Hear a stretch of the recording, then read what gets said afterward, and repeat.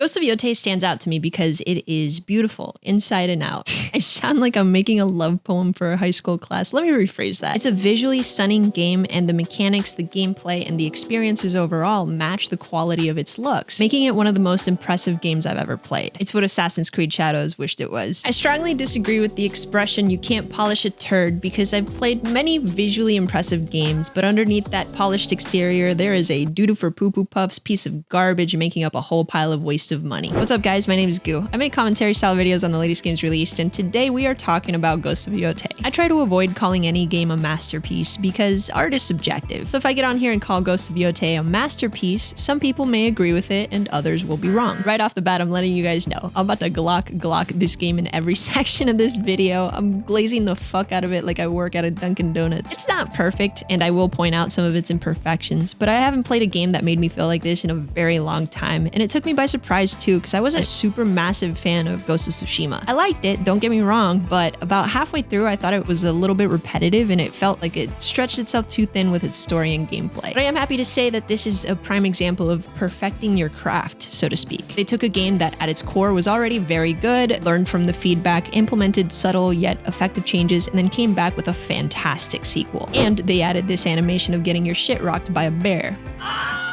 They definitely stayed within a safety net when making the changes they did, but in this case, I think it worked very well. Ghost of Yotei is Ghost of Tsushima, but yoked. It hit us with a new year, new me after having successfully completed all of its New Year's resolutions. I played Ghost of Tsushima back in 2020 and then never touched it again. Never went back to play it or anything like that, so my memory was a little fuzzy. To be fair, I don't remember what I had for breakfast this morning, so I don't think I had breakfast this morning. Anyway, my point is I don't really know the specifics of what all changed from the previous game to this one, so I decided to download it and boot Ghost of Tsushima to be able to talk about it in this video. And yucca, bro.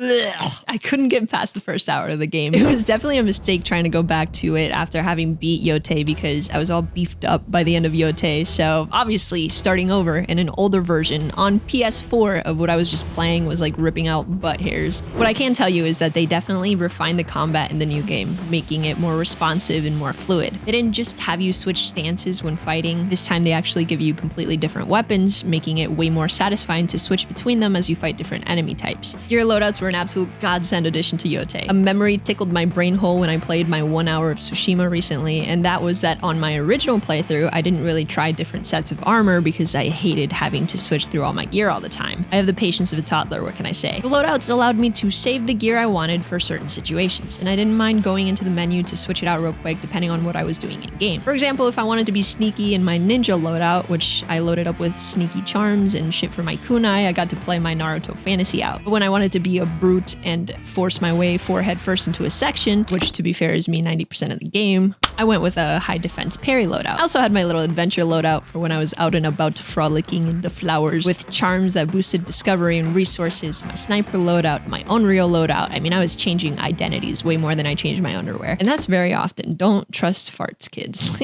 Ew. Charms do make a huge difference in the gameplay, which I think kept it from getting stale from me. Trying different things is so accessible, almost dummy proof this time around, and I was living for it. It was a huge quality of life addition. Before moving on from comparisons, I do want to talk about the story a little bit, and don't worry, I always avoid major spoilers. But the gist of the story in Yotei is that you're a woman getting revenge. The gist of the story in Ghost of Tsushima is that you are a man getting revenge. So I'm sensing a pattern here. While both nail the storytelling cinematically, I resonated with the story and the main character way more this time around. And no, it's not just because she's a woman, if that's what you're thinking.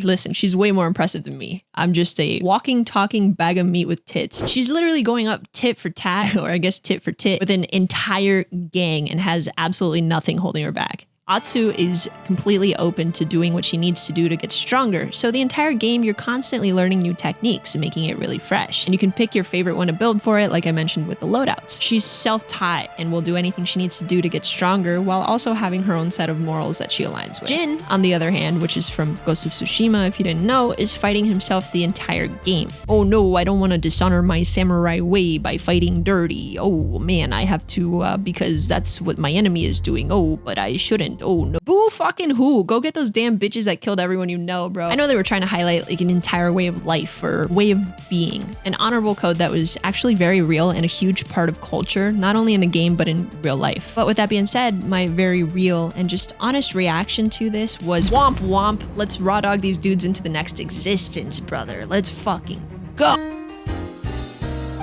To wrap up the story for Yotei, I think it's written very well. It has some twists, some turns, it kept it interesting the entire way through, and it was awesome to be able to pick and choose which piece of the story I wanted to experience next through its dynamic storytelling. This is what open world games are supposed to be, okay? It's not just a largest piece of shit land that you could possibly render that's completely empty, filled with random tasky side quests that nobody ever wants to do, but a true cinematic experience tailored to your choices in exploration. I never missed a chance, for example, to talk to somebody as I passed by them on a random encounter because 99% of the time it ended up being a pleasant surprise. Maybe it was a side quest, or they told me about a hidden so-and-so nearby, or maybe they just had information about somebody that I happened to already be hunting. It's really just endless possibilities is what it felt like. It makes the world feel truly alive, and it shows that the devs know how to create an experience.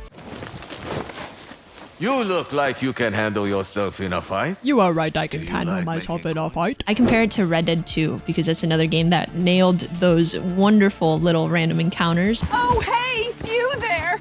Think you could help a lady out? My horse up and died on me. And even The Witcher 3, which had some of the most interesting side quests out of any game. Here's my one and only problem with the story, and I'll admit it is a selfish one. The unskippable cutscenes. I've said it before and I'll say it again. It's 2025. The world should be rid of unskippable cutscenes. I understand the argument against it, especially in this case. The devs created this masterful cinematic experience through its cutscenes, and they wanted people to experience it. This is especially true given the fact that you can skip cutscenes after you've beaten the game the first time into New Game Plus. And hey, I get it. It's their game. At the end of the day, they're going to do whatever they want, but the critique will still stand on my end because it is a quality of life feature. I actually have the perfect example as to why this is an issue, and of course, it had to happen to me, the world's most impatient bitch. On the day of the game's release, I booted it, I was all excited, played for about 2 hours, and then I got hungry. My fat ass ordered food, watched the show while I ate, putting my PS5 on sleep mode like I've done a billion times before. I went to boot it again, and black screen. Restarted the game, black screen. It was a corrupted save file.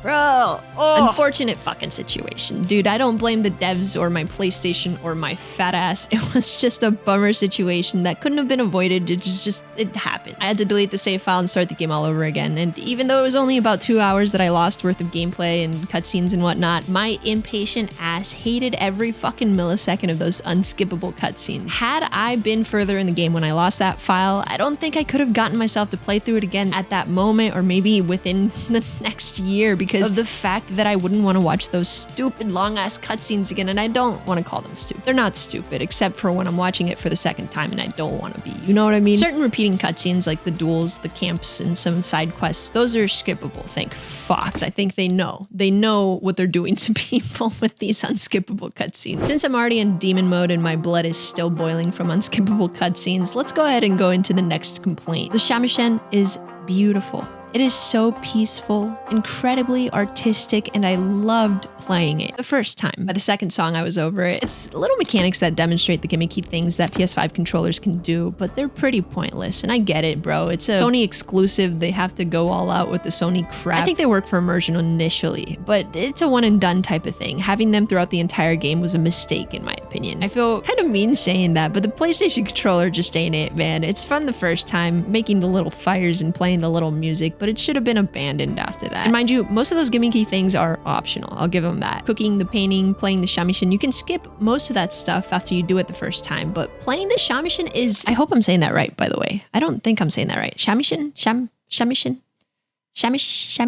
Playing the little guitar thing is something you really want to do because essentially it acts as a guide to things like shrines that let you upgrade your moveset or hot springs that upgrade your health. So they're very useful quests that are just super slow and boring for somebody that has the patience of a hot potato. Haptic feedback is the only feature in a PlayStation 5 controller that I think makes a practical difference in gameplay. Everything else, meh. Stroking my controller till I find its G-spot just isn't the gameplay I yearn for. My last complaint before getting back to sucking this game's dick has to be with the puzzles, man. If you can even call them that. There's an entire section, and I'm talking a long ass section of the game where it just absolutely drags the shit out of these mid-tier bullshit for puzzle sections that don't even begin begin to challenge you. In the beginning of this area, they started off with simple puzzles, which I expected because they were introducing them to the game, but they never evolved into anything more difficult than this symbol means right, so face this statue to the right. Some of the puzzles were worse than others, but as a whole, it was dumb stupid. The puzzle boxes were okay. When you opened them, they reminded me of little game shows.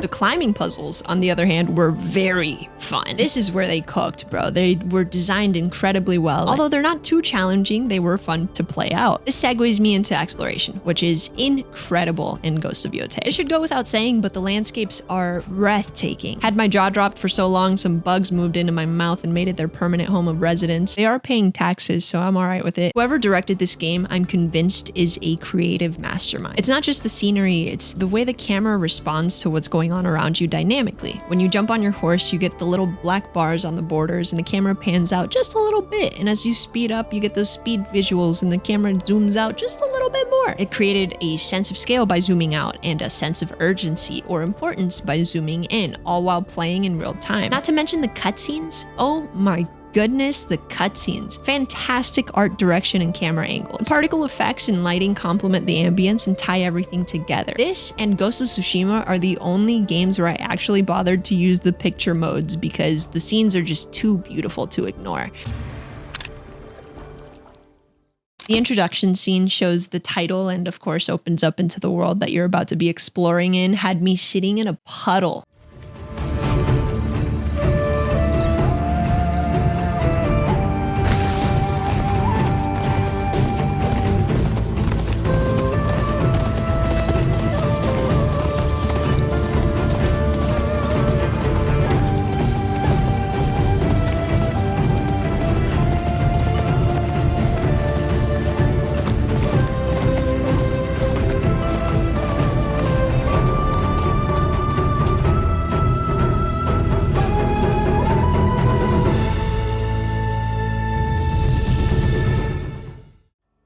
It really pays off to explore. This is one thing that I've noticed from very early on. You get very rewarding charms and upgrades that kept me wanting to go off on my own little adventures. I forgot to mention this in my complaints, but sometimes I couldn't follow the objective guide wind thing because the visual cue was a little too faint. I needed the wind, but I would get a silent fart instead. I almost passed out.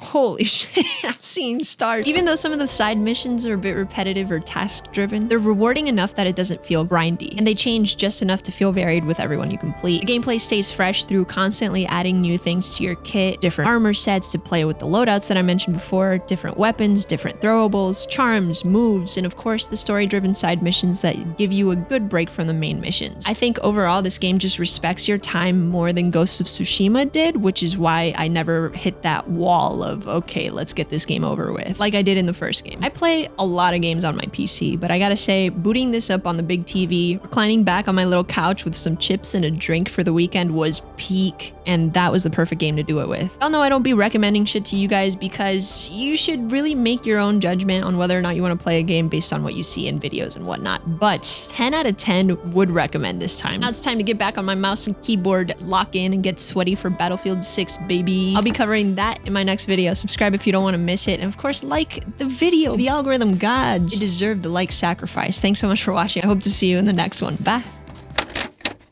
My first thought when I booted this game up was, wow, it runs like dog shit. My second thought was that it was pretty or whatever. What's up guys, my name is Goo. I make commentary style videos on the latest games released, and today we're picking apart Silent Hill F. Although it is a great game, I don't believe it's the masterpiece that many have jumped to call.